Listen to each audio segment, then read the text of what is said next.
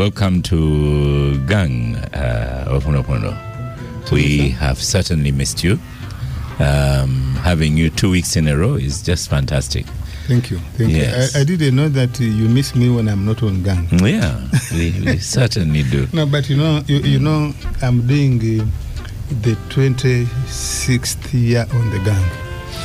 Oscar, honestly, you need to give me a service award, and I go, I go home, and then I can come once in a year. 26 years is not it. Keyword is service award. Service award, and now that I've mentored Ssemujju and others, yes. Sure, I shouldn't be arguing with the young people now.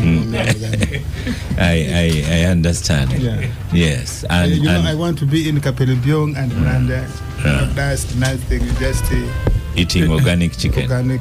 You see, Oscar, I have started.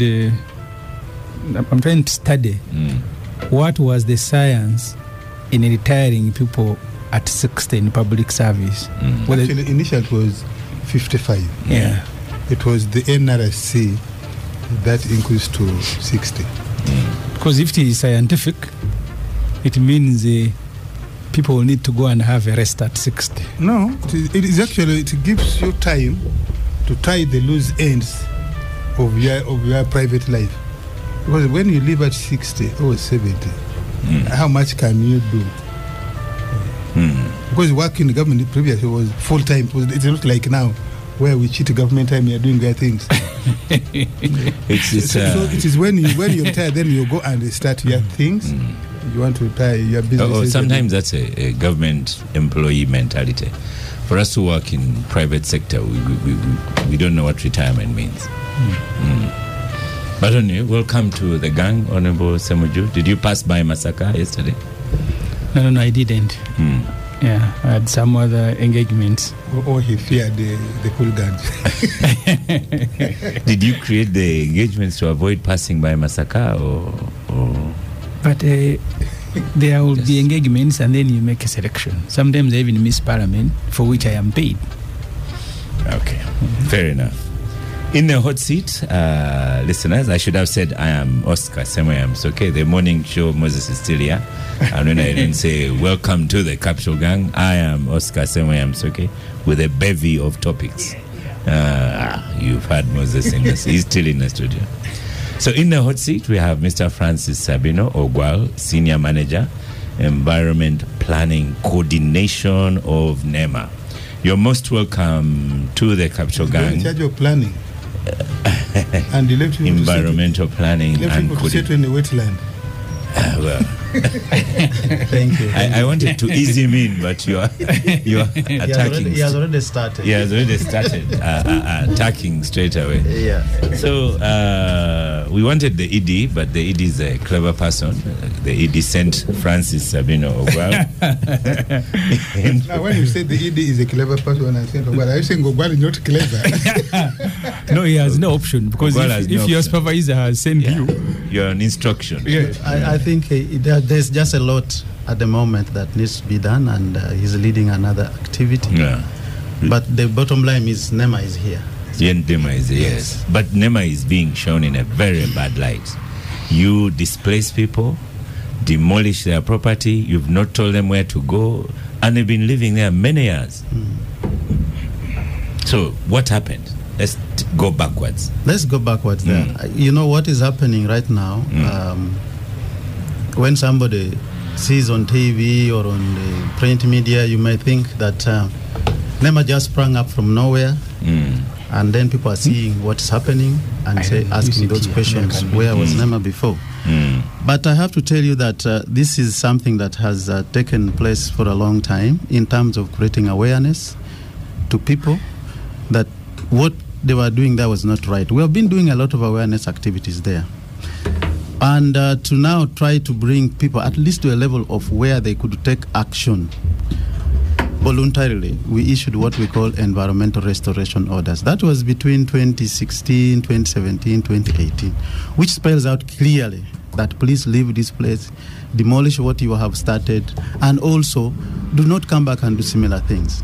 So people, as you know, the nature of human beings is that they receive these letters and they wait to see if I don't do it, what happens.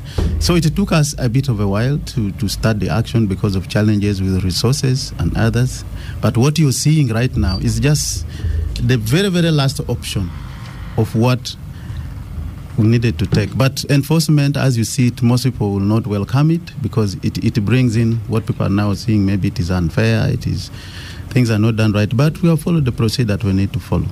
So how it is now being taken out to the public or communicated is what might be creating confusion. But we have been with this, but we have created awareness. They have just not complied. That's what I can say. Yeah. So the action you've taken is to demolish property belonging to 1,000 poor people. That's what it looks like. Yes, please. You agree? The numbers we are doing the inventory of that. We shall get the exact numbers. Yes. Couldn't you have moved them beforehand? I beg your pardon? Couldn't you have moved them beforehand? As I told you, the restoration order gives them that option to leave. They chose not to go.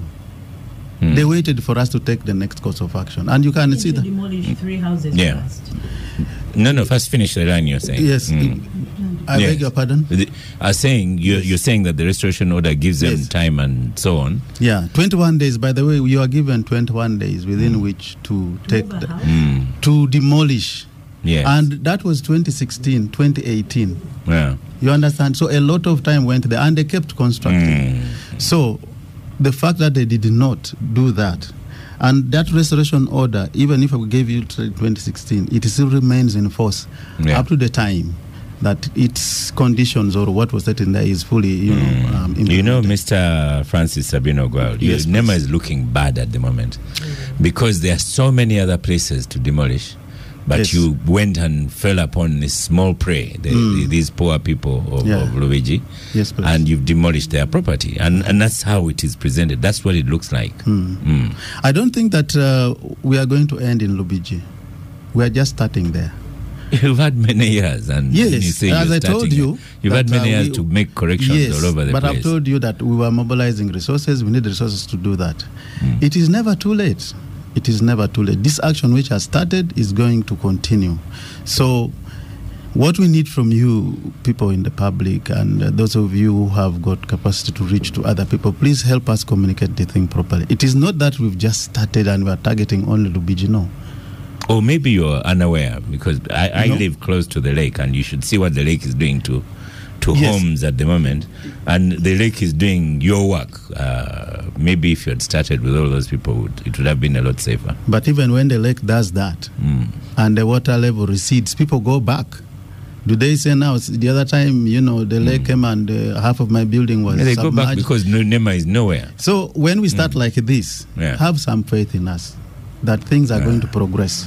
If you don't have faith in us, at least you will see with the time that we are able to do a good job. And I'm telling you are going to thank us later. For now, things look just a blame game on NEMA. Honorable Ssemujju. Mr. Ogwal says, have faith in them and you will thank them later. That we are doing a good job. Technically, it's correct. Yes. You see, I have people who have settled. Let me first welcome Namfi. Welcome to the gang. Marianne Kasule Nafka, welcome to the gang. Good morning to us. Honorable Lydia Wanyoto Mutende, big sister of Mbale City. Thank you, Oscar. Good morning to our listeners and viewers, and I'm happy to be in there. Good morning. Yes, I'm big sister of Mbale State. Thank you. And greetings to the people of Mbale State. They are all listening. Even your friend Chisesi Robert and all the others have sent you greetings. There's one Dulu who promised to give me coffee, but I think I'll bring it next Saturday. He sent gang Arabica coffee to come. Thank you. Okay, thank you. Back to you. You see, people who have settled the villages of Bukasa, where they intend to construct a port, Chito, Namatawa. NEMA, as usual, are mechanical. And they are usually... The keyword you've used is as usual. Yes. And when you say mechanical, you're putting it in a bad light. Yes. Okay. Sometimes under pressure, they come to evict people and pretend that it is their own initiative. When they came to evict people in my area, they gave the same notice. Mobilized military, and they were supposed to move more than 20,000 people. Luckily, Namuganza brought President Museveni. When Museveni toured, he then shifted the blame back to NEMA, National Forest Authority, and government agencies. And the question was, where were you when people were settling here? You are now dealing with 20,000 people. Those who settled there first have sold, even the second party has sold. You're now dealing with a formal settlement with people who don't even have no idea that what you are dealing with was once a wetland. You can go to Natet and see. What was a wetland now is a tax park, is rife. And that's why when you are dealing with international agencies, I'll give you an example. Sometimes we have survived when government is going to do major construction. For example, the African Development Bank, even a bird, if you have a project to do, you will have to shift that bird and take it somewhere. The other day we were with Andrew on TV, and he said part of the reason road construction in Industrial Park has delayed, that UK had told them there is a particular snail. Was it a snail? And a frog. I beg your pardon? Yes. A what? And they said there's a species of a frog and snail that only exists in some pond, some place in Namamve. And if you're going to do a road or do anything there, you must shift it elsewhere. And the government of Uganda has so far been unable to shift the snail and the frog. Those snails. And the roads have delayed. So when you are dealing with human life, when you are dealing with human life, because if you can make provision for a frog and a snail, and you stop road construction in a major industrial park. No, usually we stop construction when there is even a grave. Yeah. So there can never be any justification, Oscar, whether by law, whether by what, to go and treat human beings on whose behalf you are clearing a wetland like they did. You must be heartless that you deal with human being in the way that you did. Because you see, government exists because of the people. You make provision, even if it is costly, make arrangement to shift them. Because quoting Museveni, he said, you slept on the job. That's what he told NEMA. That's what he told the Forest Authority. In fact, my villages of Chito, Bukasa, and Namatawa, the agreement with the Minister of Works was that don't compensate them for land because the land is not theirs. But everything they have put on this land, please compute and compensate, and they have done so. Because how can you be a government without standards?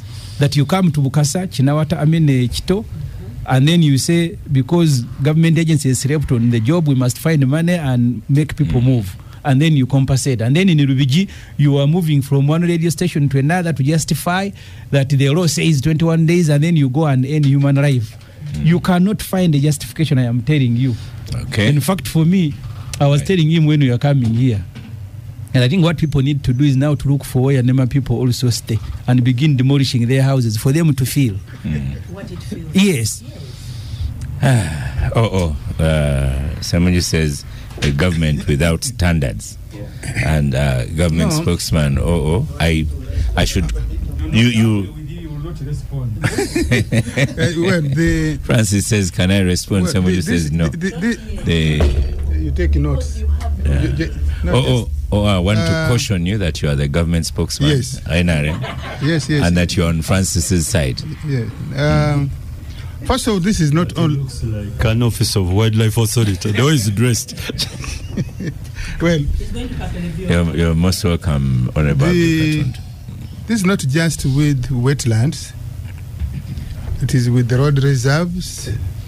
It is with every public space. I mean, we have spent now 20 years. We can't relocate. We can't reorganize border and taxi stages. And because of the nature of the society we deal with and the economy, the government has taken a deliberate, painful, but patient to deal with borders in Kampala.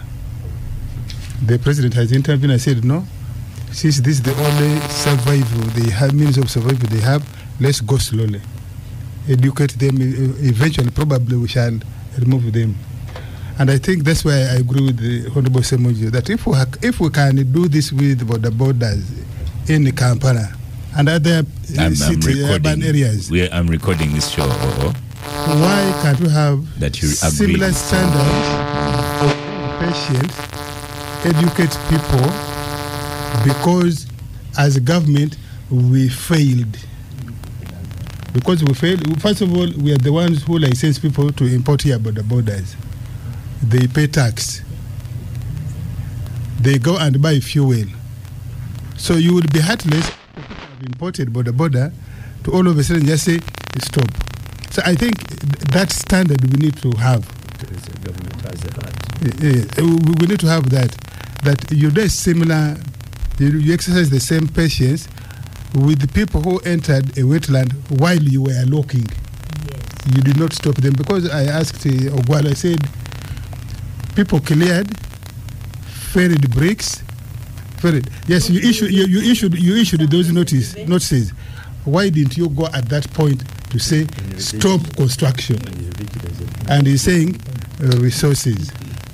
It is not those people who denied you resources, and therefore you need to be patient.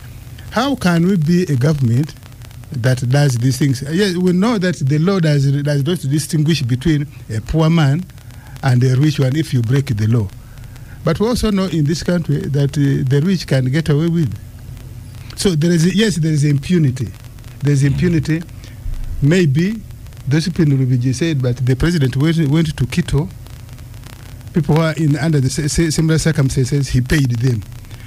Let me also build in mind, when eventually they come, somehow we shall reach the president, and I believe you me, yes, the president has said, please vacate peacefully, but I know he's going to call the various agencies, and like he's saying, and you say his argument doesn't even fly. He says that they will count the affected people after. I thought by the time you went to demolish, you knew you should have taken the number, so you know the number of people you are dealing with. So my hope is that the president, the government in this case, will eventually make good for the fact that its agencies slept on the job, came and did high-handed activity eviction. It doesn't look good. Yes, you're implementing the law. Even when you're implementing the law, you don't have to be high-handed. We have been condemning rearists of suspects within the court precincts in the manner in the manner they have happened. So we cannot condone high-handedness.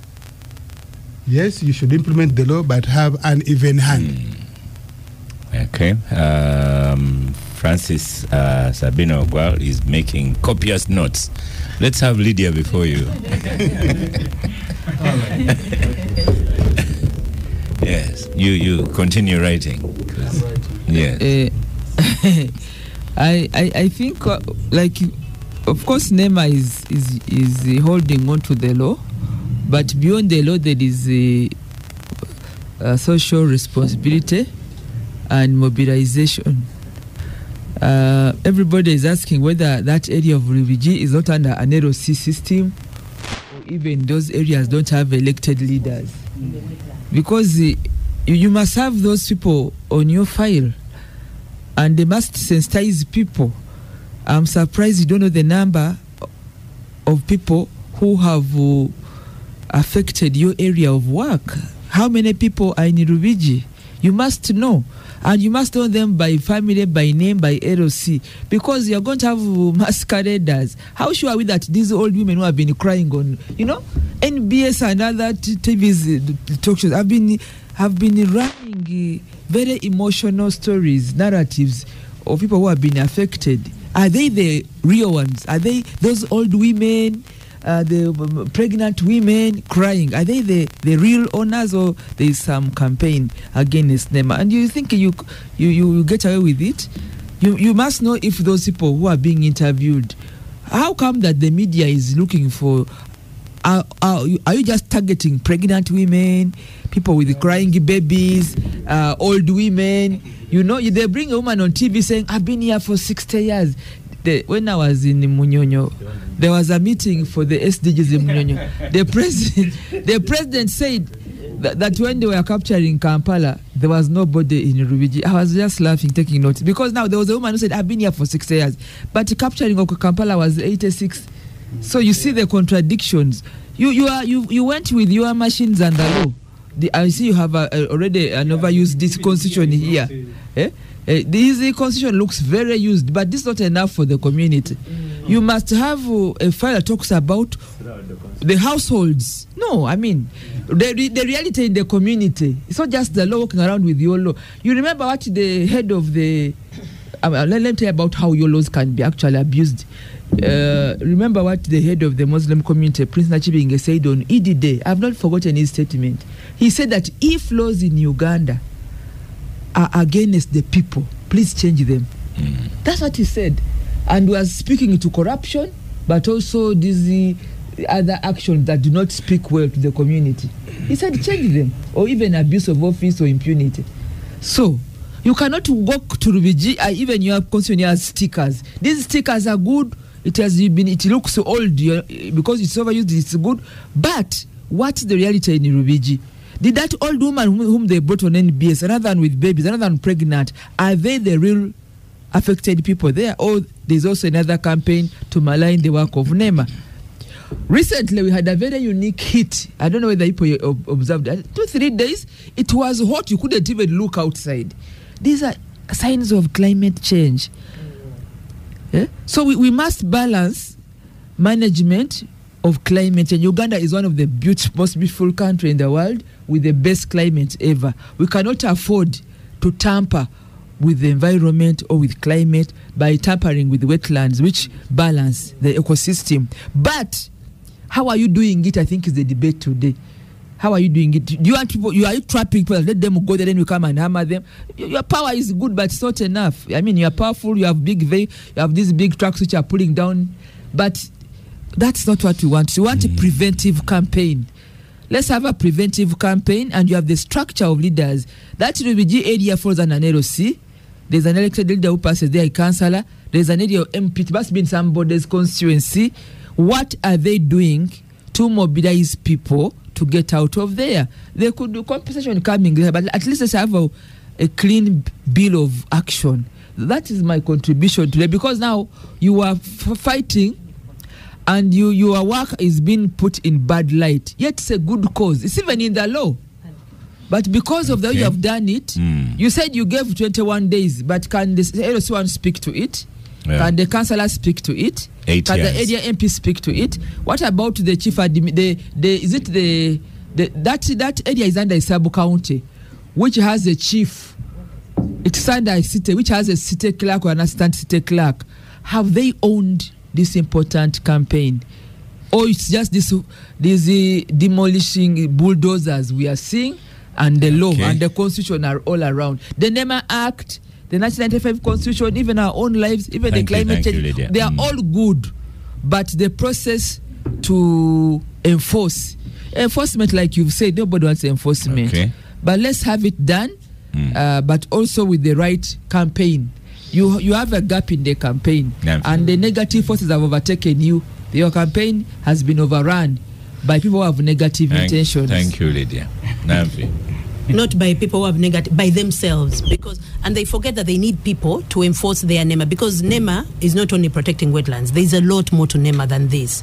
So you will need people at some point or another to carry on your activities. And if you now take on this jacket of this negative connotation, NEMA has come to bully people, to beat people, to ruin the lives of people, then you're not going, when you need these people to work with you for something to do with the environment, they're not going to cooperate because they no longer trust you. But Oscar, my point is, there is a story of monkeys which were locked up in a room and were starved, and they were given bananas.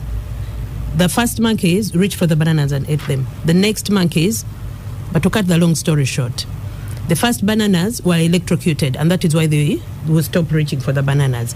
The next monkeys, they removed one monkey, they put another, but after a while, the original monkeys were out. And even though the next monkeys were no longer being electrocuted, every time a monkey reached for a banana, the rest stopped it. Now, they no longer even knew why they were stopping the monkeys from reaching the banana. They just knew that it is for our survival. NEMA is like that. I have dealt with NEMA a number of times. I keep asking them, you have to get to the bottom of why you do this. When you look at wetlands, why do we need to protect them? They provide habitat for thousands of species.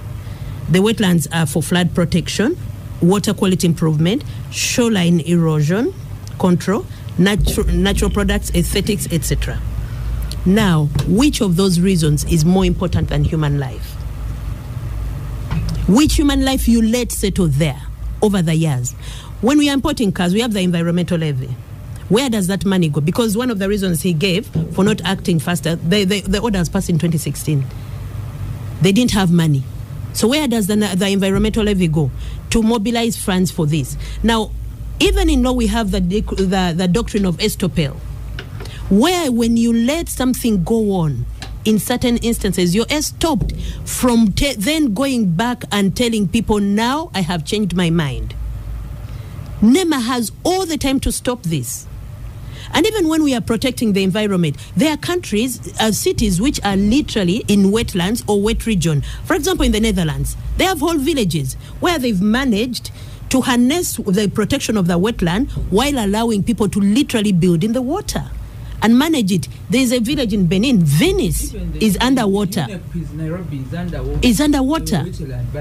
I'm not saying that we let people build in the wetlands, but there are situations where the horse is out of the barn. At that point, NEMA has other solutions other than destroying people's, should have other solutions other than destroying people's lives, because the solutions are there. The wetland and aquatic life can't be more important than human life. In other countries, in Ethiopia, in China, they get these people, if they allowed them to go there, because of whatever reason, corruption or whichever reason, then they resettle them elsewhere. You just need, those are 1,000 people. You need 2 blocks or flats in an area which isn't a wetland, and you settle all of them because you allowed them to settle there. And then you look at, even in Uganda, Namamve, the industrial park is in the wetland. These are the lowest, so most of these people are the lowest of the low, where they have minimal education. How are they supposed to understand why you're letting Namamve stand, but you're demolishing their house? Some of them have paperwork for purchasing these properties. Some of them even have LCs allowing them to build. And trust me, no house has been built. You know, I know there are adverts of, I'm selling land, it's an acre is 1 million shillings, but you build on in the night. But no one will buy that land. These people build during the day. NEMA is watching them. NEMA is not addressing their corrupt tendencies that let these people thrive in these wetlands. Well, I've had Luigi all my life and issues with Luigi all my life. And yet, again, we are hearing Luigi. But when you look at the northern bypass, the whole, one side is all full of people who have settled in the wetland. Are you telling me you're going to erase all their houses? Or the money is finished now, we are waiting for another 6, 7, 8 years, and then you go there and then you start pretending, oh, we didn't see even the new ones coming up. Wouldn't it be cheaper if you prevented this than when you go there? And it's not everything in the wetland should go. You have, once someone has settled there and you allowed them and on your watch, because at the end of the day, NEMA, your campaigns need these people. You need Ugandans to enforce to implement your policies, because we all know NEMA should ideally, we need it. So we can't do away with it. So if you then get Patricia to give you a bottle of water, Namfi. Yes. So in short, NEMA, there are better ways of doing this. Yes. Patricia, the producer, get Namfi some water. So and Lydia, I have Mutdeu on Twitter, on X, formerly Twitter, says Lydia should use the same energy on Mbale Industrial Park too. It's a wetland and recently was flooded. I tell you, Francis, the messages on X. Government compensated. Pardon? Can I respond? Government waiting for compensated for the destroyed property in that industrial park. Yes. Yes. Well, but that government gave them that wetland. Probably NEMA gave them. Probably they must have been given a certificate. And then I have Kaima says, what's this NEMA guy saying? There's a proper construction going on in a wetland in Nalia. Okay, they have never been stopped. That's construction. Another National one, Medical Stores is in a wetland. In Kajansi. Yes. Yeah. Opened by the president was very surprised, I must tell you, Exactly. to find that it is in a wetland. And yet NEMA is doing nothing, but is picking on Omuntu And he wa said wansi. demolish. Kajansi, people are sending in all sorts of messages. I don't know if we have some in Idudi wetlands. Welcome, Honorable Katonto. And what do you have to say to Mr. Ogwal, representative of his ED? I did say to him his ED is a very clever person by sending Francis Sabino Ogwal to the hot seat. Yes, sir.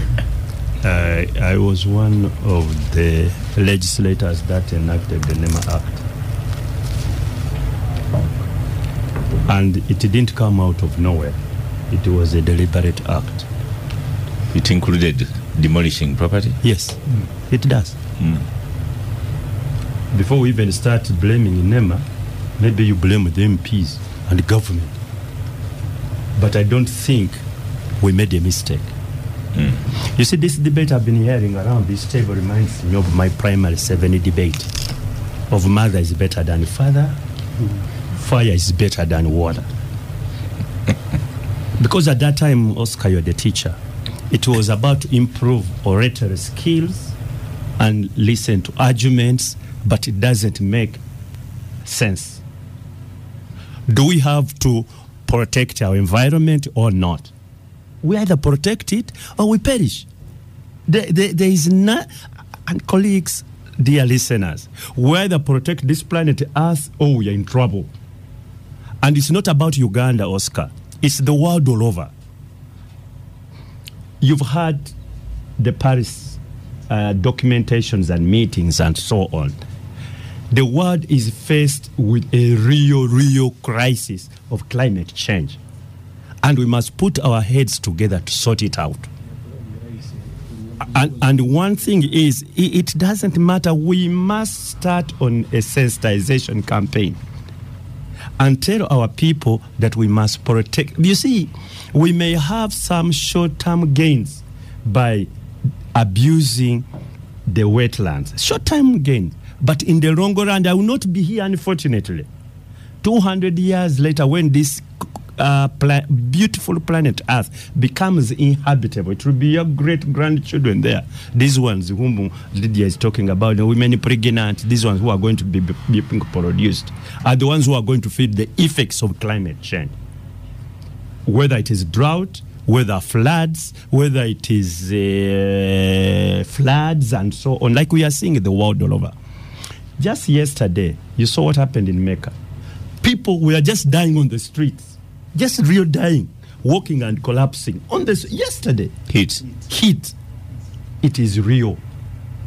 Where I would like the NEMA to really to listen to the people. You get it? Is one, why do you allow it to happen? Because that's a very, very big point. You must prevent it. Two, where I don't agree with you is to say that, okay, these ones who are, there is, for example, if I were you, I would have started with that police station in Rubiji. Yes, there is a police station there. So why didn't you start with the police station, then you started with these other small ones? So you must, Oscar, the just must not only be done, but it must be seen to be done. Because when people look at you and say, look here, these guys are really worried that everybody is abusing the environmental legal regime, all of us should be equal before the law. There should be no rich one and there should be no poor one. Then people take your actions in good faith. However, if you start doing it selectively, I'll give you an example, Oscar.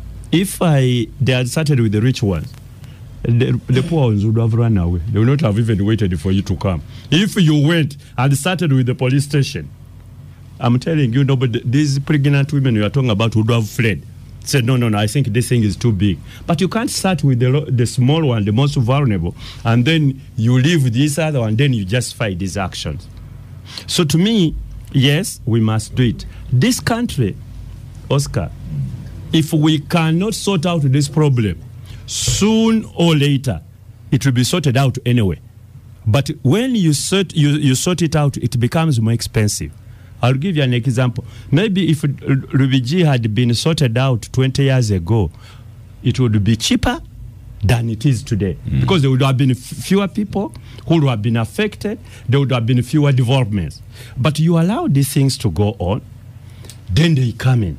And where my problem I have with the compensation, because you want now to misuse our money. Compensation is not government money that it is their government. You know, this is people's money, taxpayers' money. Some of them who even respect what? Environment. You contribute and so on. Then they get you and they compensate the other one who has impunity. You get it? So to me, you need to make sure that act in time.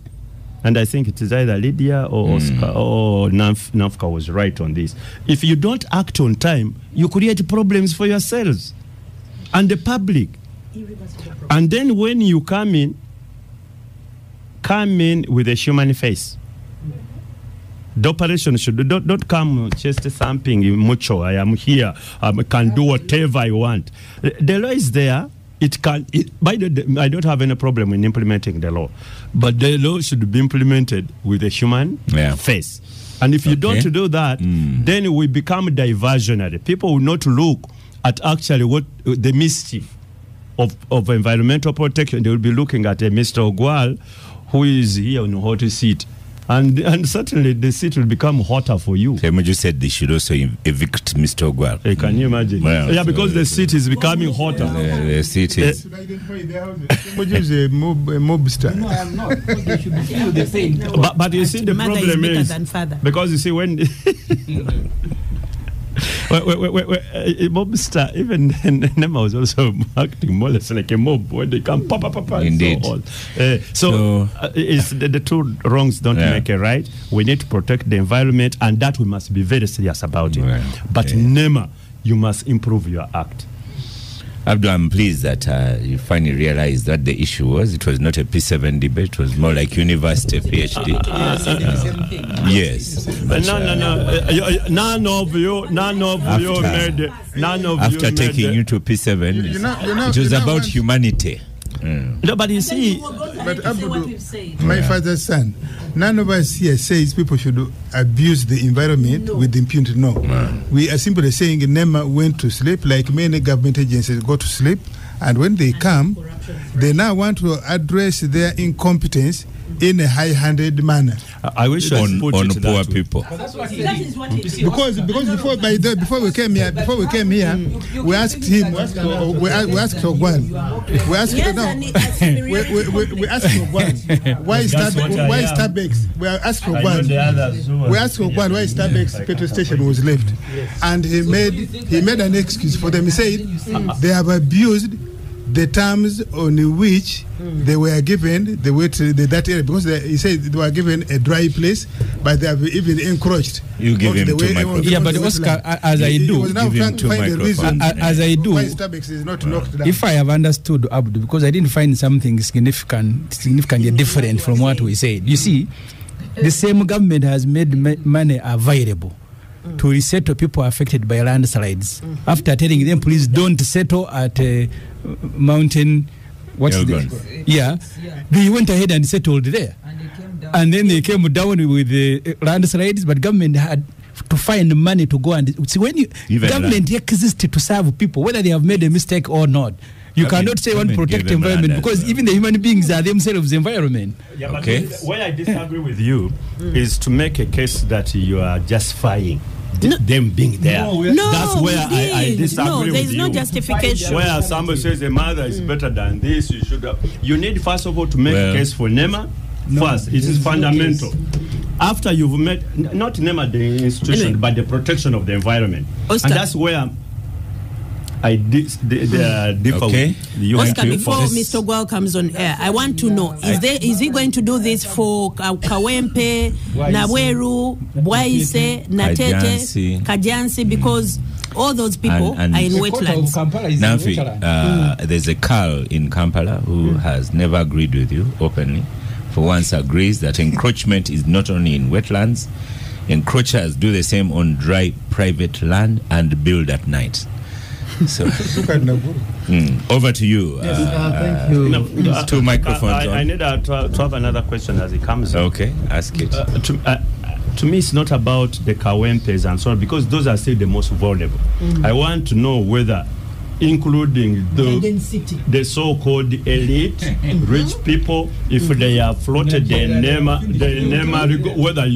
legal regime, whether you are ready and you are waiting and you promise this country that we are also coming there. If you do that, then we take in good faith. Abdul Crispy Kaheru is listening in from Ibanda, and he says, stop lynching the man. Mr. Gwal. Yeah, thank you. Oscar, as you can see, I'm alone, and these are like 5 people. Yes, and Ssemujju says that you lynched people in Lubiji. You should be lynched here. But that the Moses law. I would like to appreciate the submission of Honorable Katuntu there. I think there are some good points he has raised, but of course he has also raised some concern on what we need to do as NEMA. But first to say that for all our leaders, members of parliament, the district people, I want to pose this question. What do they do to tell the people to use the environment as required? Do they do anything there? Because NEMA cannot be everywhere. You cannot be a member of parliament and at the same time you only wait to defend the people against the wrong they are doing on the environment. What first of all have you told them initially? When it comes to the environment that you live, where you come from, you see them going in a wetland and you don't say anything. When NEMA has come on board, then the whole thing is politicized. I think let's all come together and realize that we have a role to play. Whether you're a member of parliament, whether you're a local leader, everyone has a role to play. And the law, as you've seen them, I've carried some copies, is very clear. The Constitution itself gives you as individual the duty to protect the environment. The act is on the same. So even when you've not protected the environment, like the people you now see we are taking action, it is because they have also failed at individual level to protect the environment. So that is first thing we need to know, that everyone has a duty to protect the environment. So when you are pointing at NEMA for not doing anything, you are pointing at yourself. Please, let me also have the floor, because you had your chance. And then on Starbucks and the police, you continue. That we needed to remove the police, and we're in discussion to relocate this police station, because at the time when listen, can you let me submit Honorable Ssemujju? On your microphone. At the time your two microphones when the expressway was being constructed, there were concerns there about security, that there were many thieves around. So that just came as a temporary measure, but it's going to be relocated to another place. And then the other one is on the Starbucks, as you could have heard Pondo saying earlier. We gave them approval, fine. Plus, there's another one, kombucha around there, the same place. They were supposed to be only on the dry part. But as you know, for most people, they will really run around accusing them for not approving their development, even when they say are going to be in an area X and not a wetland.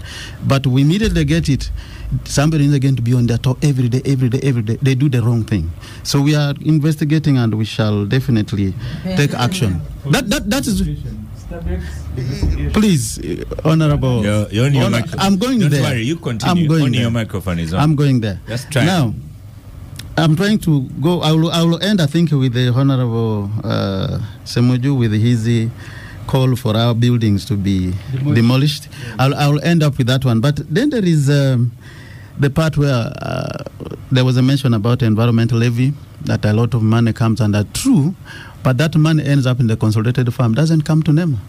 Then we... it is not even him. Yes. It's us again. Because you see, if you've lobbied money for, or not lobbied, if you levied money for environment, why don't you utilize it for environment? You use it instead to do other things, and yet you've levied it as an environmental levy. Okay, that is now beyond NEMA, isn't it? Yeah. Because if this money is going to a consolidated fund, instead of going Have maybe you raised this with Parliament? several times, every time there's a budgeting framework, we have done that several times. So. Yeah. Go on, Francis. So somewhere we have to take it also that NEMA has been let down, the government agents have been let down. The other one is about sleeping on the job. Did we sleep on the job? But as I gave the history earlier, we didn't really sleep on the job. Awareness creation has been going on to the point that when awareness could not yield much, we said these ones who are not listening, let's give them the restoration orders. Perhaps they will listen. They have not. And that is why you see us now moving to this next level of enforcement. So it is not that we just came in and started the high-handedness. No. There was a stage we followed. And then about, talking to people versus the border and so forth. You see, when you look at environment, the space is small.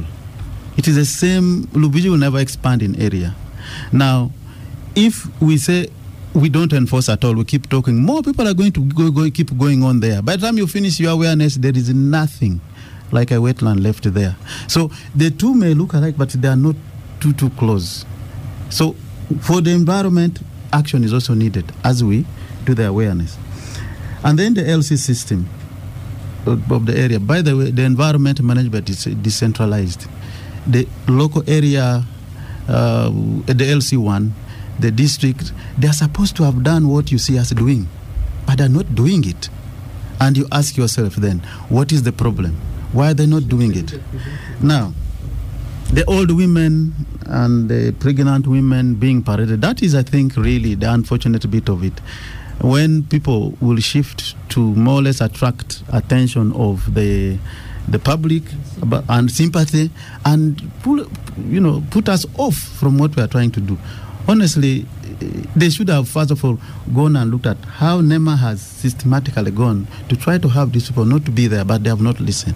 So when you go and target such a person, it changes the way the public is seeing what NEMA is doing, because it already biases the way people should view NEMA at that point in time.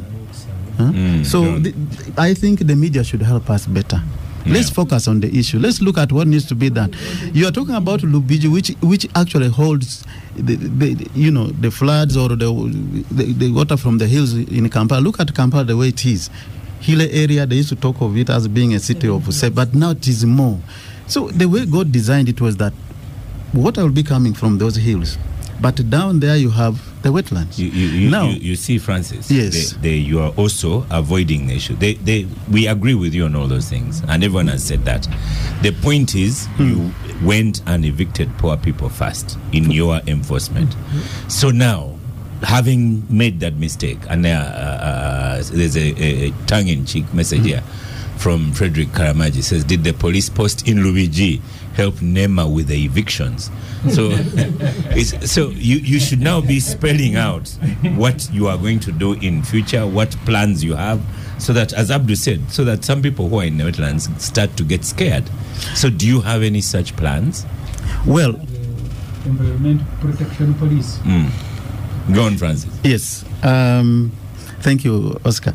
For me, some other points I've not yet touched, but to answer that question, and I think Honorable Ssemujju just said it.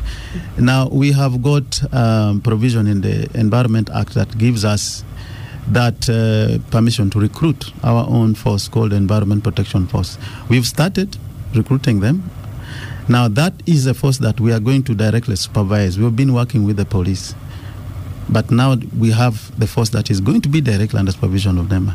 This activity is not going to end Lubiji. This activity is going to go on, but we need to really take on board that what NEMA is doing is not for the benefit of NEMA. This is for the benefit of the communities.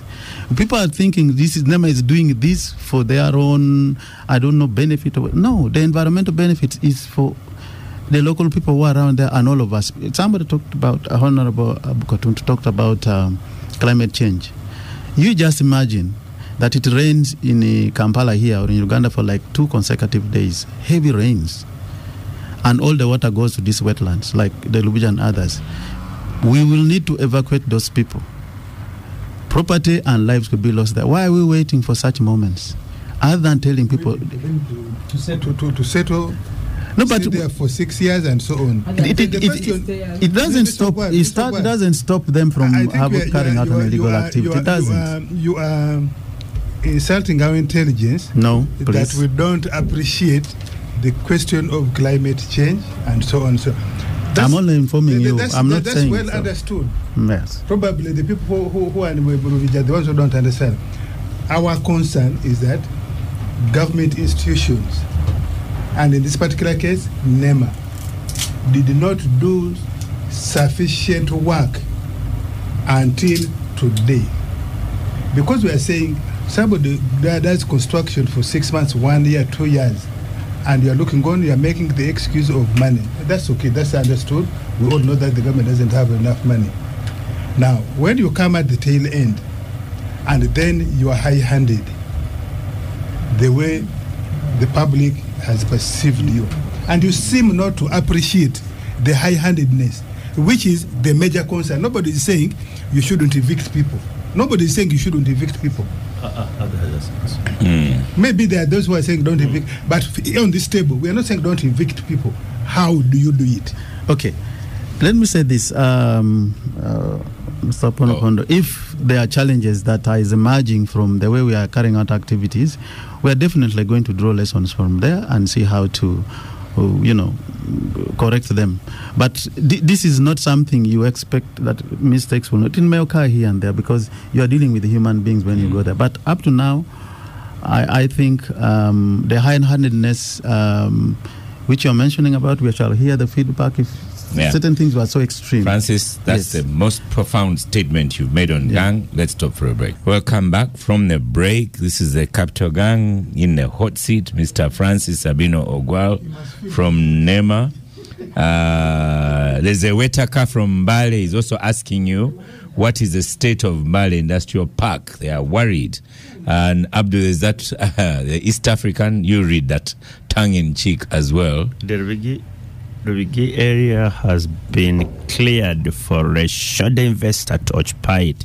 Just give it time and see how new buildings shall elect there. But he did put elect instead of erect. Right.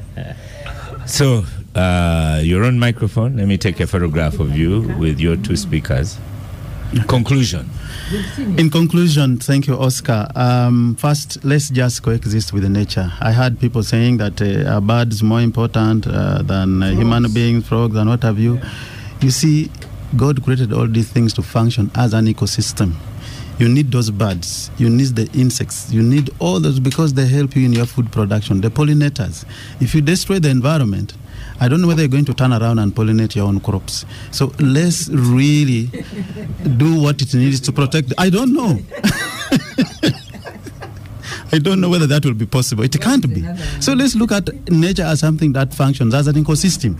Not because this area, let's clear all the forests, let's clear all the wetlands and settle there, and you hope that nature will continue to function as it were. No, it won't not. And you will have more problems ahead. Food insecurity, flooding, what have you. So in my conclusion, let's work together as a team to make this environment a better place. We all have a role to play. You are just putting NEMA out there and flogging it all the time. But what are you doing?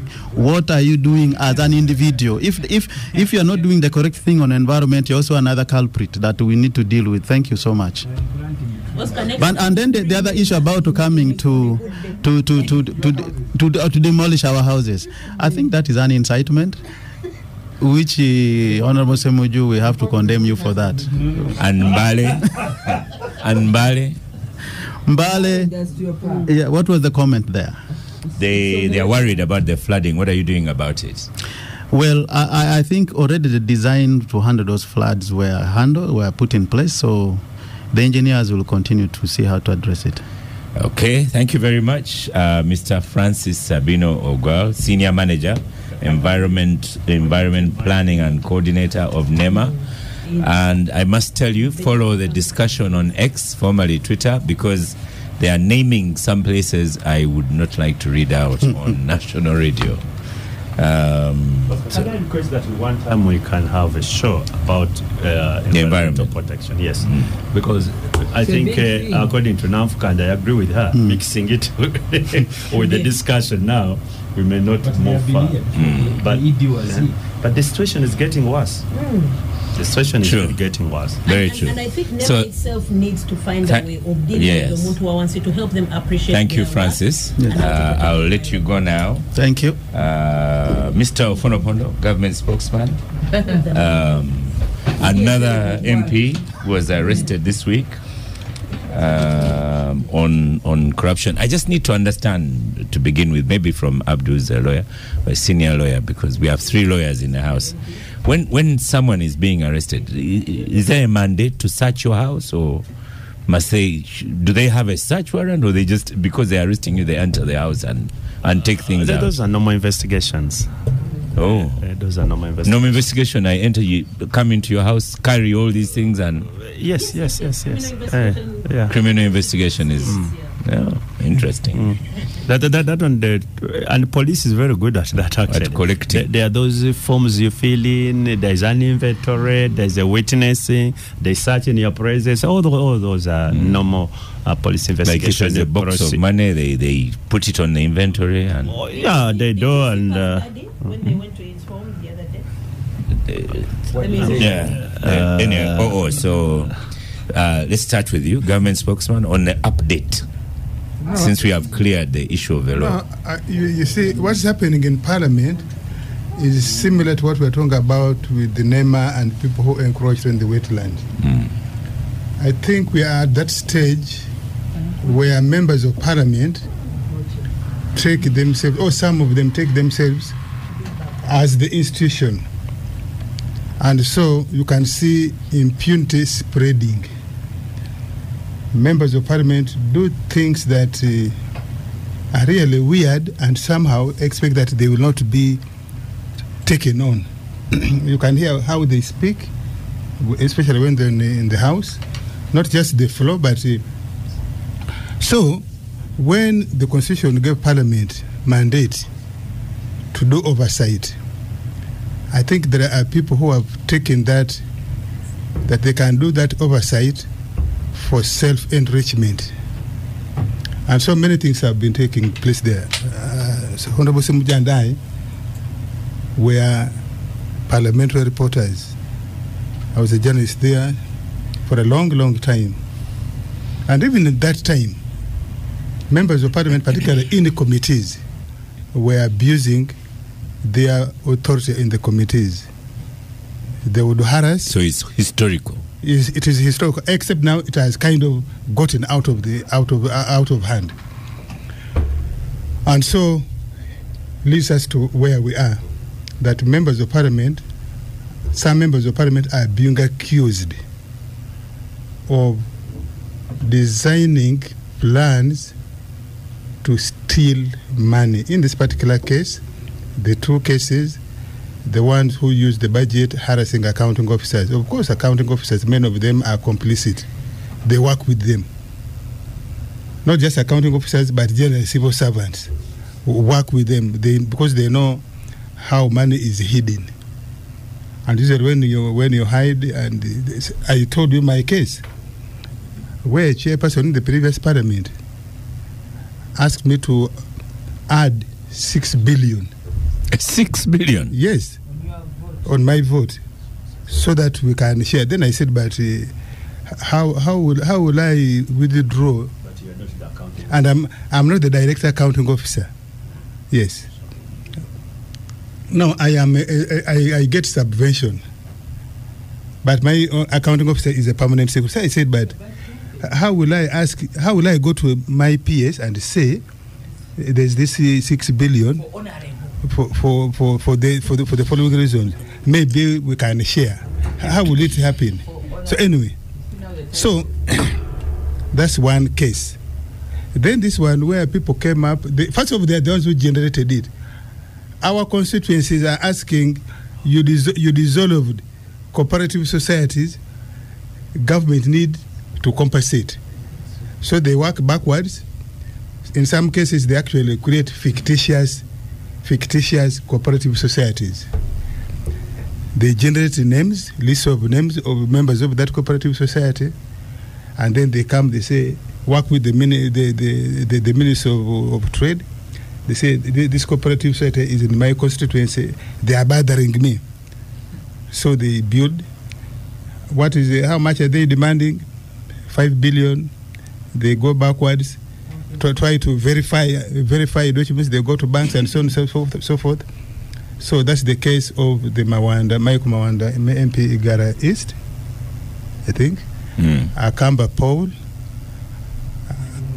and Mudimi. And Mudimi had that problem of land in the Bulambuli there with somebody who is now a minister, where the people of landslides were settled. And actually, it is a wetland, by the way. Where this boy settled in the Bulambuli there is a wetland. You can go and check. So anyway, so they make fictitious. Sometimes it is the cooperative society actually exists and has some claim against the government, but they bloat the claim. In one case, I'm told one of these MPs made a claim, and you even ask, why would the government pay an MP? They saw with the lawyers, the lawyers in this town are in trouble over this money, by the way. The lawyers, the bankers. This MP gets 2 billion. He goes to this cooperative society and he pays only 50 million. So he keeps 1.950 billion to himself. Ooh. Yes, this is the accusation. For example, how much? This accusation against Michael Mawanda. He was given 2 billion for a cooperative society. He goes to the cooperative society and gives them 50 million. So he keeps 1,950,000. That's the allegation. in some cases, the cooperative societies actually don't exist. So this is the accusation. So far on this one, we have 3 MPs who have been named. I think they were charged yesterday. And remanded. And I'm told this is in addition to the other ones. The other ones of the extortion of the Uganda Human Rights Commission person. So you can even see, Wangari is a former deputy IGG. How foolish are these MPs that you go to a immediate former, by the way, IGG, and say, let's do this, give us part of your budget, 20%. I mean, it means either they didn't know her profile, and that goes to what Ssemujju and the Abudu usually say, that some of them are tomato growers. Now, if you look at them, it is not easy. I don't think it is easy for the common, apart from their constituencies, that you can pinpoint for the Ugandans here who Akamba is. I don't think he's hard on the floor of parliament. So he's busy in these things. It is amazing.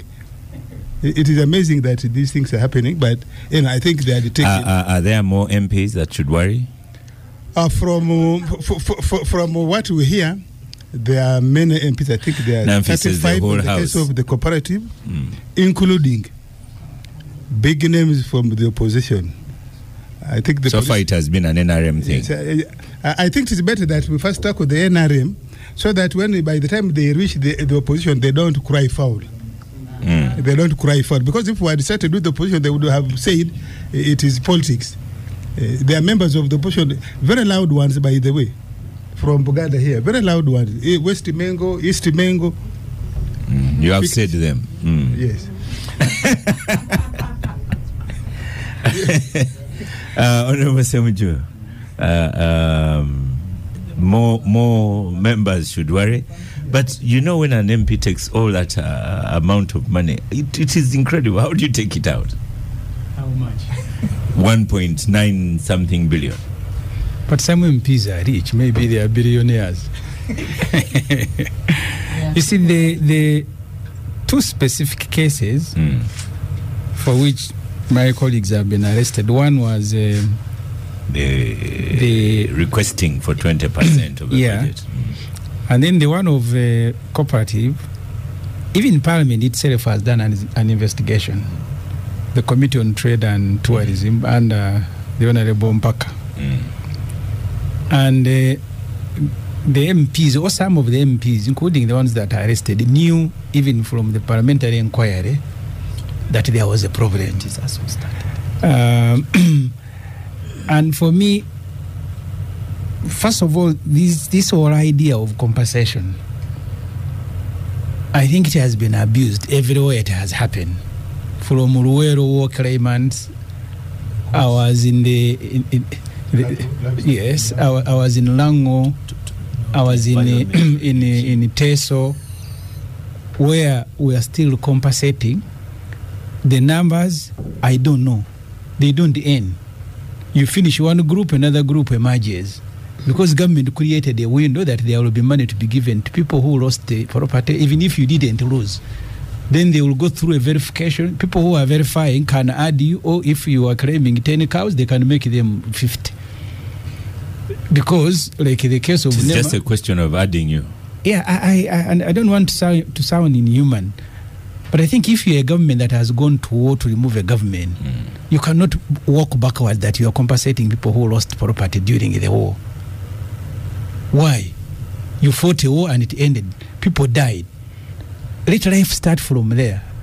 But 40 years later, we are still compensating Luwero, including people who were born 10 years when Museveni is in power. They are veterans. Veterans of Luwero, they have grabbed land here, they are.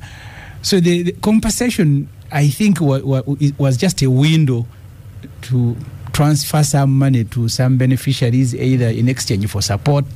So that's where these MPs get into trouble, or whoever has gotten into trouble. I sit on the budget committee. First, the Minister of Finance sometimes has been making provisions available without naming the beneficiary. They put there 30 billion towards the compensation for cooperative. And then those who are in the know will go around the country hunting down cooperatives. Whether they existed or not, I don't know. And between the government system, either finance and attorney general, then they will give them clearance, and then money begins moving. So for me, I think all these compensations, I think that we are not well designed, but I think that I will be reluctant to undertake. But Mr. Museveni has been so happy to do so because maybe he knew what I don't know when they were fighting. First of all, they are the ones who were stealing coffee, mainly from cooperative society and other items. For example, in Masaka, when they took over the area in Masaka, I think the Honorable Jira Descender and the Mass, we are the ones helping them to sell coffee for the cooperative. They went to stores and picked it. They should have paid as individuals. We are paying Congo over 1 trillion shilling for gold and timber stolen when we are fighting there. So yeah, this compensation is a window, and they should never have undertaken it, but they did. So and Ssemujju, there's a family that we've been compensating for 40 years. Yeah, so it never goes away. People will keep emerging. I mean, if they say this money is available. So you're saying these people might be accused of eating compensation monies? The MPs. Yes, that's the accusation, right. That money was meant to have gone to the cooperatives, but the cooperatives received sometimes less than 1%. But they are the ones who are accused of having processed the money with the lawyers, and then the money remained in Kampala. So the cooperatives, wherever they exist, some of they are dead. Some of the people who are supposed to have been the beneficiary are dead. But like as usual, you correct some old men to claim that Muranda Cooperative Society. But also specifically on the issue of the budget. You see, in the argument of MPs accused of soliciting money, there are two things that the public will need to understand. First, some of the reallocation of money in Parliament is justifiable. Government entities come to Parliament with what they call unfunded priority. Some of them are really priority. They come without medicine, without this and that, and the budget committee will do that. But what people go to do after, I think every individual can pay for his party in it. But you cannot stop Parliament where agencies appear with lists of unfunded. For me, I have always asked agencies when they appear, a minister, you are part of cabinet, you have brought a budget before Parliament. Your cabinet and President Museveni, who chairs it, have not given you money. Why do you cry before me? See, do you first go back to cabinet and Museveni and cry, and the money is added there? So this financial year, this budget that we have just finished, the unfunded priority totaled to 100 trillion. 100 trillion. Unfunded. So, unfunded, brought to Parliament by accounting officers, by ministers. And each minister, I don't know how many times. If your budget is 58 trillion, how can you come with 100 trillion unfunded? It means you are unserious as a minister, as an accounting officer. So the process eventually, I agree with you. The process sometimes can provide opportunities for individuals to abuse it. Abuse, okay. Because if I am a president, this is my budget. How can my minister go to Parliament to begin pleading with the MPs as if the work you're doing is personal? That please, this is very critical, but they have provided no money. Am I the one providing money? Senior lawyer Abdul here. Is it true? Yes. That the lawyer of Mawanda said the clouds outside are very dark, and we fear it might rain on our clients once granted bail, and and it is safer for my client to be in prison. So, question for bail. Yeah, he was just being a good poet. Yes. And the point he was making is that even if I were to apply for bail and it is granted, some other thing will happen outside outside here. So he would rather advise his client to stay where he was. But having said that, of course, I'm aware and that there is this sub judice rule. So I'll talk a little bit calculatively. One, this whole process was kicked off in Parliament. And that is last year. The Mpuuga committee investigated this matter thoroughly. And what I find people are raising now like it's something new, I just said they are not following. There is a report by Parliament which details exactly what went wrong. And when that matter came to the floor, the presiding officer said, no, the way I read this report, it will not be very useful for us as a house to debate it. I refer to police for further management. And this 2023, in December. And when you read that report, the details are in there. Very detailed. Case per case, cooperative per cooperative. The allegation is that money had been appropriated for that purpose and indeed released by Minister of Finance to cooperative societies all over the country. However, the managers of those cooperative societies, together with some leaders, when that money was released, and the lawyers who were handling those particular cooperative claims sat and did not remit those monies to the beneficiaries or the owners of those cooperative societies. That is basically the case. And there are quite a number of cases, those which are already in court and those which may come up, and so on. So that is what happened. But it shows you, to me, no leader will get the money except when the one authorized to release that money is a part of it. Because where will this MP get that money except when there is somebody who signs that check? It's a racket. Yes. And to me, as the present cases go on, we would like to see who are those people who are authorized to safeguard that money, first of all. Because many of those leaders were actually not signatories. Either of the cooperative? Yes, but somehow there was something which was done in between. So it's a little bit entangled, and I'm just waiting to see those who are really authorizing, those who are signing the checks. And then one thing, Oscar, money can be traced. That's money coming from a government system. Follow the money. Coming from a government system, it can be checked and so on. But these are all allegations, as they say. Let's wait for the court process to end. Lydia, is there I know Mbale has always been a cooperative city. Are we talking about corruption? Are we talking about greed? When OO says it has gone out of, OO with Parliament, he always adds in his own spin. So you should have seen his smile at the beginning when he was talking about exactly what I said is what he means. That you add in.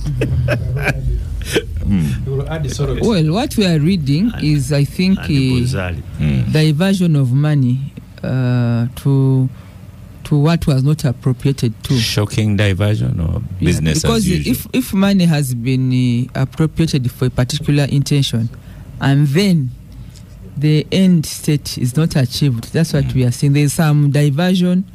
It doesn't matter the amount, but the principle. That money was meant to go to Oscar, and then it didn't reach Oscar. It now ended up with Katuntu. So that's what is being... Maybe use other examples and not Oscar. So that it's more direct. That's what we are seeing. Yes. But the beginning looks like it was a good intention, but along the way there was a diversion. And that's what is being now... handled. I mean, so not different from Gavi funds. You remember Gavi, the issue of Gavi funds? The same story. Money was meant for money was meant for. Were actually fictitious. Some of it. Some of them. So even the intentions may have been cooked. Yeah. It is about the evasion of money. There's an element of abuse of office. Because if money is coming from a government entity, somebody is processing it, it means that the person in that office is also abusing the office by virtue of their being the authority that releases money. And then also the end person, there is maybe a cartel, a cabal. So we that's what we are witnessing, and we hope that the government processes will be able to do justice and taxpayers' money is not put to waste. You hope positively? You see this happening? I hope, because many times there's this excitement that there's going to be justice, or taxpayers' money will not be put to abuse, and then somehow along the way it does not meet people's expectations. Courts of law are a different matter. Just a small document or a technicality can get somebody off the hook when the reality is that money was lost. Then there may be a technicality, maybe lack of proper evidence. Well, the case courts of law is a different game matter altogether, because our laws are clear. Somebody is not guilty until proven so. Namfi?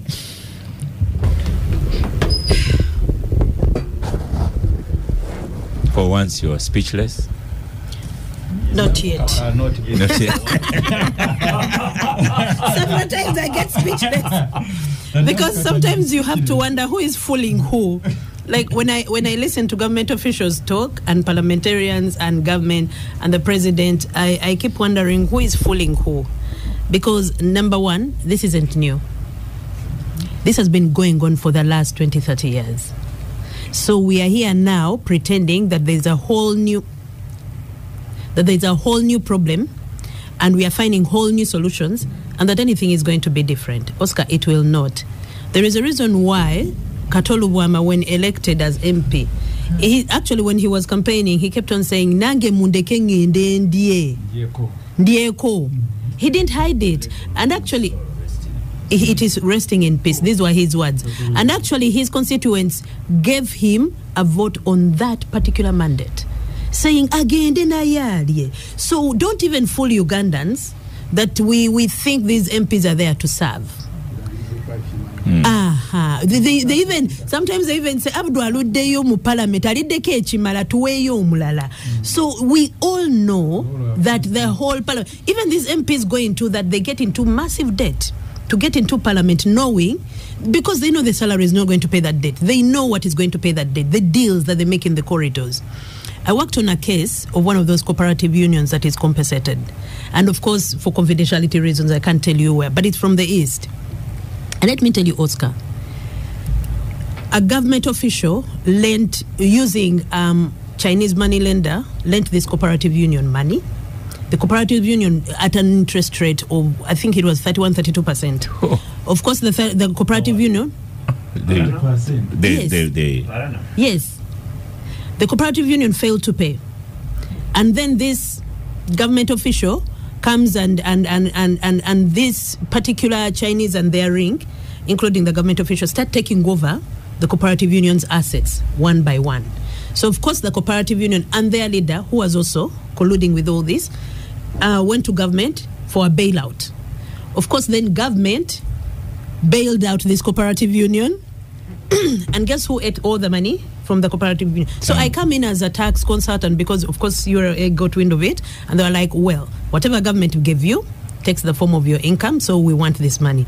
But at the end of the day, everyone from the head of the cooperative union, the money lender, the government people, the MPs who released the money, everyone was there to eat. And to this date, the union is still, the cooperative union is still a mess.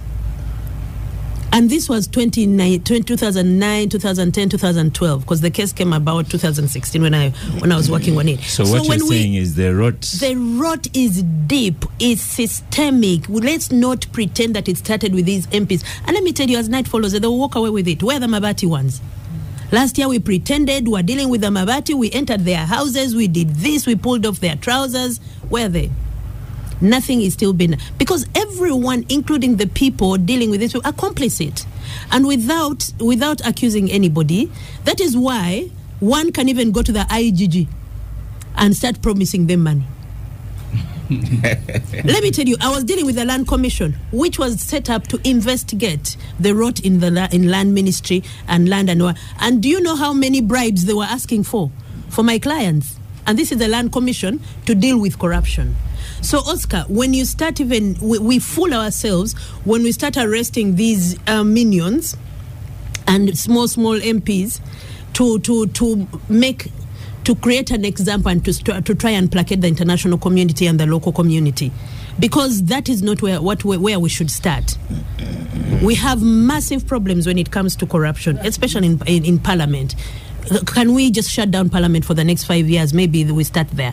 Or just reduce them and just reduce the whole, even Ministry of Finance. This is how it's done.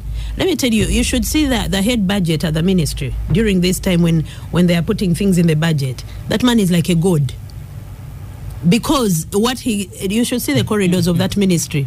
And I've been through them because my clients usually need priority for the financing. We have limited resources, but if we are taking 2 billion and giving it to one person, or we are buying generators for Anita Mong and expensive cars and giving them free houses, then your resource basket is going to waste. So yes, we have a problem there, but we have more massive problems, and I don't even know where to start, because I just see this as someone's trying to fool others, and then it's a pointless, gimmicky gesture on part of government, and no one is buying it. Okay. Nobody. Let me ask. Next year it will be forgotten, and thieves will be looting other things. More than Mabati. Yes, and then we'll still play the same pretend game and arrest a couple of people. I even fear to say moving on, but you sat in that chair. I was talking about was given another 37 billion in compensation just before the last election. So the cooperative union. Oh, yes. And maybe the 37 and that person is not even among the MPs who are being arrested. And no one is asking them where the money is. And like I said, follow the money. This money is not going into people's waste baskets and being channeled through sacks. No, this money is dropping on accounts. So if you pretend that you don't even know, then you also have a problem at the ministry. What is the Auditor General's job?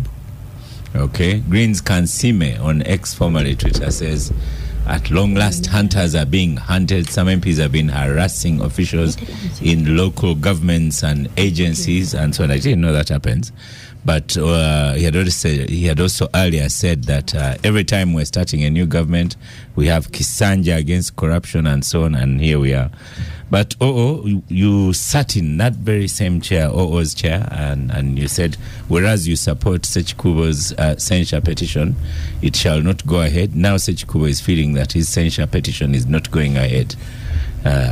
Sabotage. Is it you responsible for the sabotage? First of all, I said the abuse, the service award that the Mpuugas gave themselves even before completing a term. Because how do you give a foreign service award 5 months into his job, and his job is supposed to be 5 years? What are you thanking him for now? Yeah. So that one I disagree with, that it shouldn't have happened. Sorry, I forgot to ask. Did you go to Masaka? Now did you go to Masaka? No, I didn't, because I am not a NOP person. I think that was for NOP. And now I disagree with Sechikubo, because I said, Sechikubo, you have been absent from this parliament. God knows where you have been. You are coming into it just to seek attention. And I told him when we appeared on another show together with the Hon Ssemujju here. And then I said, Sechikubo, in my view, and many of us in the NRM see him that way, he has been indisciplined to the NRM. And I said, NRM should not reward him by jumping on his antics. But how can that be a reward? Someone who's calling out foul. I'm saying, to be polite, he's not genuine in the things he's pursuing. Like many of those MPs of NRM who have signed that petition, they're not signing because of the 1.7 billion. No. Many of them had applied. Now they think they are sulking. So they are not sincere. 259 MPs of NRM for 3 positions. Applying for 3 positions. Are they serious? Is that serious? Yes. So the ones who are signing, majority of them, in my view, are not sincere, and therefore that you are off the market. People, and then, like 1,000 apply for a single job. If 10,000 apply. If you're ordinary person, yes, but I don't expect that of an MP. Now, I told Sechikubo, I said, I am going to mobilize NRM MPs to defeat your motion. Should you actually achieve 177, which is required to take a matter for debate, I will mobilize so that we are defeated on the actual vote now. So that how many does he have now? Well, that's why he's keeping it in his armpit. I think it is embarrassing, the law. And that's why you see he's crying, you see, the sergeant at arms has removed my desk, blah, blah. So I am working to defeat Sechikubo's motion because I think it is not on principle. Now, how do you fight corruption in that case?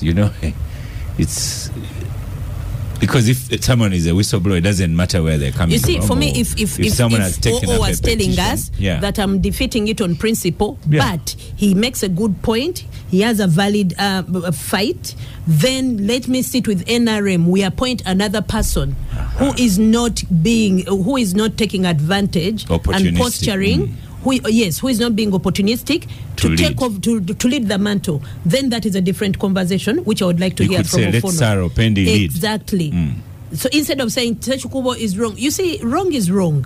And if you let rot, it's like saying I'm not going to treat my child because that particular child, my wife lied to me the last time about buying for them school things. So the child then dies. No. Because Sechikubo has a valid point. I'm not a huge fan.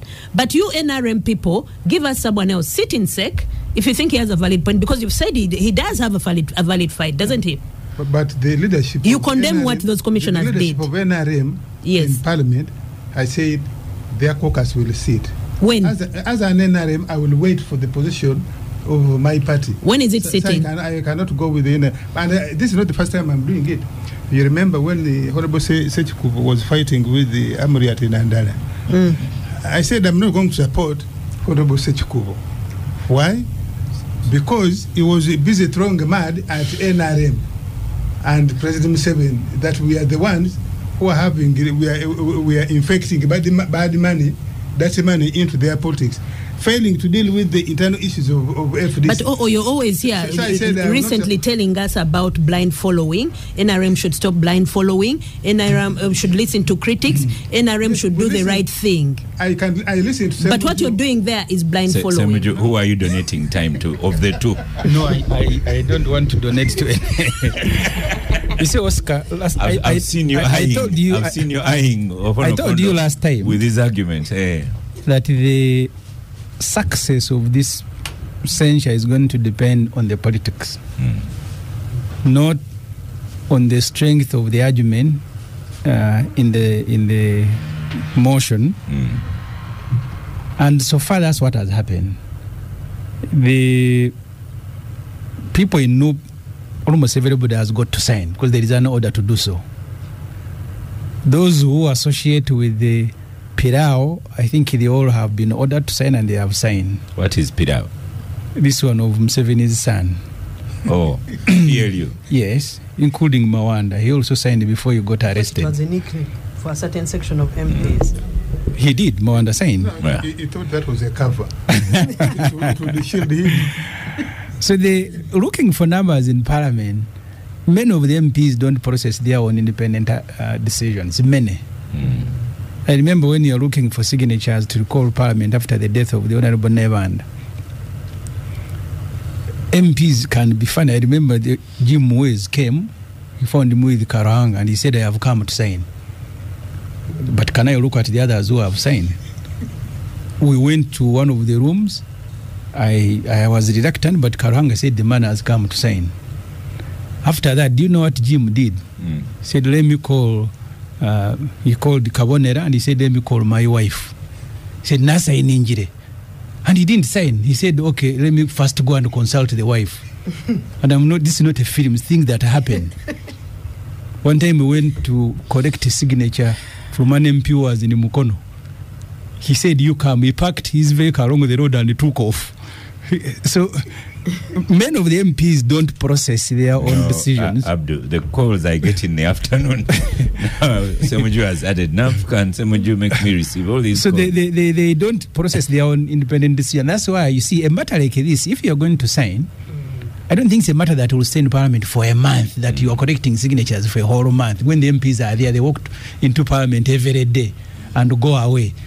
So while the motion is legitimate, it's provided for under our rules, I think those who have signed, many are not signing because they have taken a decision that I am signing because I want to fight corruption. They are fighting because of politics. Those who are not signing are also doing so, majority because of politics. So that's why it's Chikubo. But he has done his work. You see, he has kept the matter alive, the matter on TV and radio. And in Parliament. Yeah, that in itself puts Parliament on trial. And I guess people can pretend, but things will no longer be done the same way they are done in Parliament. So Sechikubo, whether the NRM Fonopondo want to render him support or not, he has actually keeping this matter over a month in Parliament every day. There are people who fear to come to Parliament. They don't want to sign, but they don't want to be seen that they have not signed. So for him, even if he stops here, I think the work he has done for over a month, he should congratulate himself. But the success will not depend on his mobilization skills or the content of the petition. It will depend. There are NRM MPs who will have to ask almost on every decision, what is Musei thinking? Hey, now they have to ask, what is PLU thinking? Yeah. Hey, Musei is happy or not happy. Then that's how they process decisions. Yeah. Do you agree with Ssemujju that Sechikubo has done the work, whatever happens?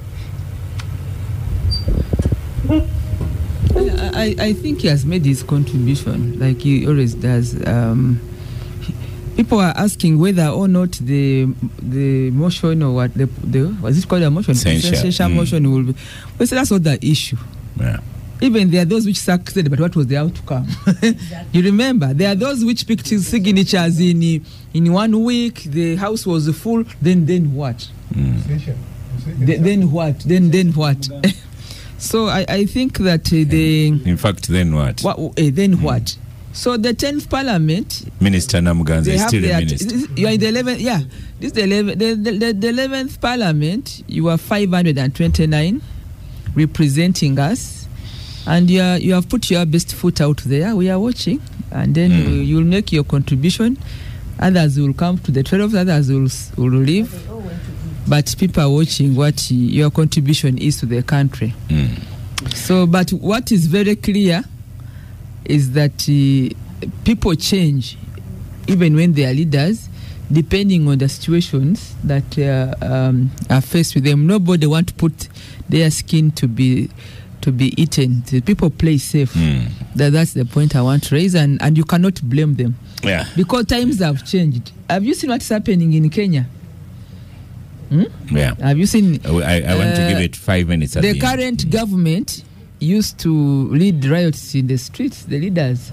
Now there are people who are now leading streets, riots in the current, against the current government. You cannot believe that there can be a big riot bigger than what President Ruto used to run. But life is like that. And the biggest challenge that Ssemujju, maybe you can tell your colleagues to know, is that the 7th Parliament or 8th or 9th you talk about did not have the social media. Things have changed. This social media thing, this is a generation Z. This thing is the Gen Z thing. They even if took you a do horse. not watch what you are doing as leaders, Challenge. the price is on the wall. It's written on the wall. So we have to be very careful. Thank you, Lydia. I'm not threatening anybody, but the issue of this revolution of the internet, it doesn't matter whether it's in law. I mean, we all went to school and somehow we learned about the French Revolution, and people just looked at the opulence of Marie Antoinette. They were counting the pair of shoes she puts on, her wardrobe, and then her saying that if you cannot afford the bread, why don't you eat cake? Just statements alone, among other things, because the French Revolution. Lydia has gone just into opulence literature alone and history. can cost you. Opulence, and then Marie Antoinette. She can use other examples, but no, the revolution, the history is before us. She's a clever. So today, that's a valid point. Today we have the way, for example, the speaker is flaunting her wealth. The vulgar way in which she dresses up in these dresses of $3,000, $5,000, then parades her house she has built in the village in the last years. That alone said is not giving can you even his the time. the Kenyan rioters, they are saying instead of increasing taxes, cut back on spending. There is non-essential spending, there is essential spending. So these government officials, when you're squeezing people and squeezing the last cent out of them, then don't parade yourself like Marie Antoinette in a dress of $10,000. This is just common sense. Abdul, your Ssemujju's lawyer, but I previously finished. Gango. Oscar, did I finish? Yes, because we are out of time. But I don't say thank you, Lydia. Abdul, let's go to Abdul. I'll come back to you. But Abdul,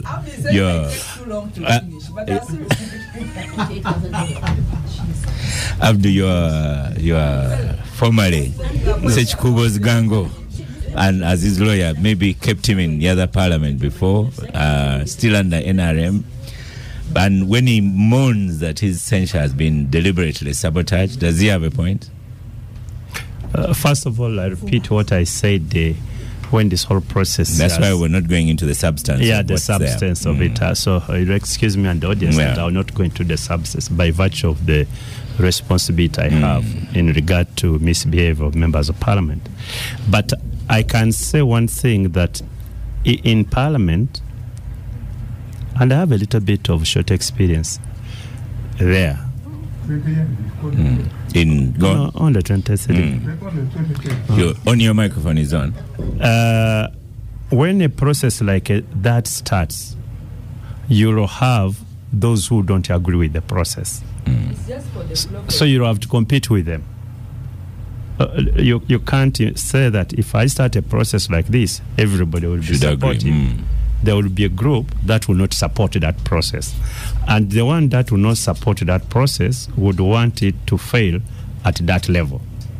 So it is your responsibility to market what you have And it's the responsibility of the other group that doesn't agree to fail it. So that's a normal parliamentary process.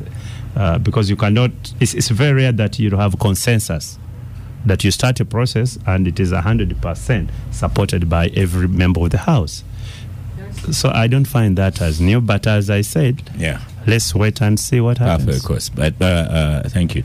As we end the program, Nafi had wanted to talk about Kenya. We'll schedule it next week. But Abdu, is it good that we, in Tebe roads, that we have less sirens on the road? I think that's the good news I had at the beginning of the week about a directive by the current CDF that one, we should have discipline on our roads by the military and all security people escorting VVIPs, and so on. A big difference, I'm telling you, a very, very big difference. You see, we are, at the end of the day, we are all hustlers. We come to this road going to earn a living. You see, you have no reason to chase me. From the road, you have no reason at all. Sometimes you see these small little fellows somehow, and they're also with these people chasing from the road. It's so annoying. It's nauseating, and sirens all over the place. So I thought that was a very good administrative order, and it was implemented immediately. I saw even roadblocks, and many of those vehicles, it caught them unawares. Many of them which had sirens were being arrested, taken to the police, and then impounded. And actually, they were even disconnecting. I understand the people at the police, immediately they reach there and you are not entitled, they disconnect that system and so on. You see, when we look at the law, there are specific vehicles which are entitled to right of way. For example, ambulances, fire brigade, the president's ambulance, a convoy. But the rest, every Dick, Tom, and Ofono is just on the road chasing people. You wonder what is this problem? It's a country. Go on, finish off. Finish off.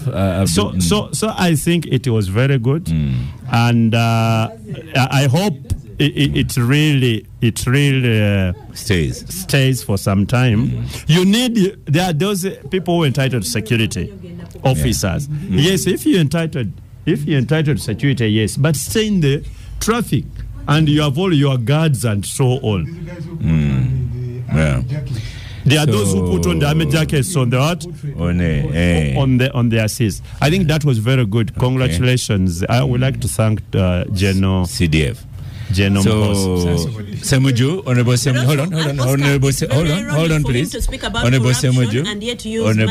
Ssemujju. So have you lost your convoy? No, I don't have a convoy.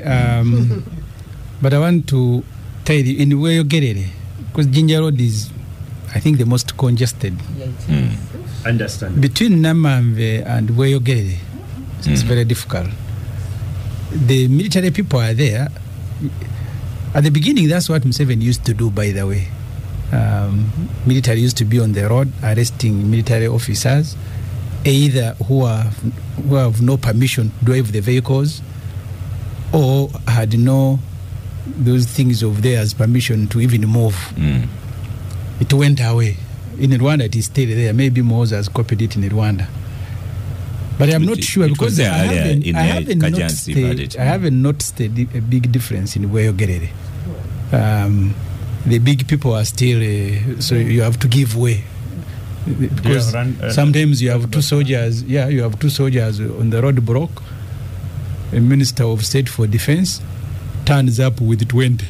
So these two soldiers cannot stop someone with 20 soldiers. So the level of indiscipline, sometimes by all of us, by soldiers, by policemen, by people driving vehicles with UC number plate, if the begin is working, by the way, I think even the traffic jam will reduce. Will improve. Okay. Nanfi? Oscar, I welcome the CDF's not proposal, order, and it's well overdue. I mean, you, Oscar, have been complaining for a long time about them because Entebbe Road people. I know people's kids who are just going to Entebbe for fun and they use siren cars. So it had, I know. Yes. So it had really run out of control. But while he's saying these things, he needs to check himself because things he's done in the past have invalidated anything that he has to say. So gestures like this, whereas they do well for him, we can't forget him closing a whole road, a highway to Kenya to celebrate his birthday, or using government resources to celebrate his 48th birthday, or many other things. So if he's starting on that trajectory of I'm fighting corruption, I'm fighting impunity, I'm putting things in order, he needs to do better than that. Okay, One Lydia? gesture is not enough. But thank you. What do you want me to talk about? Are you pleased with the instruction for soldiers to get off the road? First and of all, sirens get off the road? I want to see that instrument. I have not seen it. It was administrative, doesn't I didn't see it, so I don't want to get excited over something I've not seen. The question was, are you pleased that soldiers are But how can I be pleased off about the something I road? have not seen? Oh. So let me assume that it is there, then I say it's good, but I've not seen it. I hope you are not the one who chases us from the road. I don't have a lead car, but I've not Maybe seen she the has lost. instruction. But if it is there, Yeah. maybe somebody can forward me a tweet. But I think it's a good idea because you cannot have cabinet is how many people? 80. Cabinet is 80 people. That's 80 times 3 because there is a lead and a backup. So if they can, but the message I want to Oscar, the most important message for me is that leaders should not give an impression that Uganda is insecure. So anybody in security forces must make sure that we all travel free because this lead and backup noise, it gives an impression. Because I worked in missions that are insecure. The only that appearance of so many soldiers around you, it shows that there is insecurity. Yeah. So it's a very strong message so that the Uganda is secure by only allowing those who are legally entitled to have a right of way. Yeah. But having you are talking about ministers. No, I know departments, commissioners, directors, heads of agencies having lead vehicles. Why would somebody who is heading a government, a civilian heading a government department, having 12 soldiers, 6 in the front and 6 at the back? What's your problem? Okay. So I think that the leaders. So Lydia, we are talking about. She's Nafi, you are off air. Conclude this topic. I'm entitled. Conclude. No. Conclude. Yes. Can I have your mic, guys and girls. Guys. Just give Ssemujju, tap Nafi on the shoulder. Yes, thank you. Let me have your. Yes. Well, I don't. Yeah. I don't. I have your microphone on. Yeah. Dear listeners, just bear with the echoing of you. Yes. Yes. Well, I think. Yeah. From where I sit. Yes. From where I sit, this excitement. You face this way and talk. This excitement. Leave the guys and girls alone. This excitement is misplaced in my view from where I sit. Yeah. First of all, I agree that there had indiscipline and impunity had crept into the military, where they do all sorts of things, including putting jackets or lending their vehicles to people who are not authorized, and they use that for having right of way and so on and so forth. But we shouldn't be excited that a disciplined UPDF should wait for an order not to abuse the law. We shouldn't. Secondly, for the ministers, I don't think we should wait for the CDF or anybody. In our law, where does the CDF come on the traffic? That is the one controlling traffic. That's a systemic problem then. That means police has failed because police has all the authority to impound any vehicle. No. That's an incompetent police. There's no excuse the police has for not enforcing the law. even stopping a minister's car and saying. But wasn't it the president who first said, police stop escorting, let army do so? No. Then, thirdly, they sit in joint commands where those things should be ironed out, and the police will do it. So good point. Thirdly, and conclusion. Thirdly, for the ministers, I think this is a matter that the in the cabinet and head of service, the head of public service is one who should issue instruction on public conduct of senior government officials. How do you conduct yourself on the road? And if there has been a review that ministers don't need these lead cars, they should be taken away. It shouldn't come from the CDF. It shouldn't come from the CDF. And so I think there are one or two things that we need to do correctly, that we shouldn't. Okay. I know sometimes. I know that sometimes when people are disappointed, you can put a jerrycan and they will vote for a jerrycan. But I think Uganda hasn't reached that level that we should. So thank you, listeners of the Capital Gang. I am Hon Ssemujju, and I shall see you next week.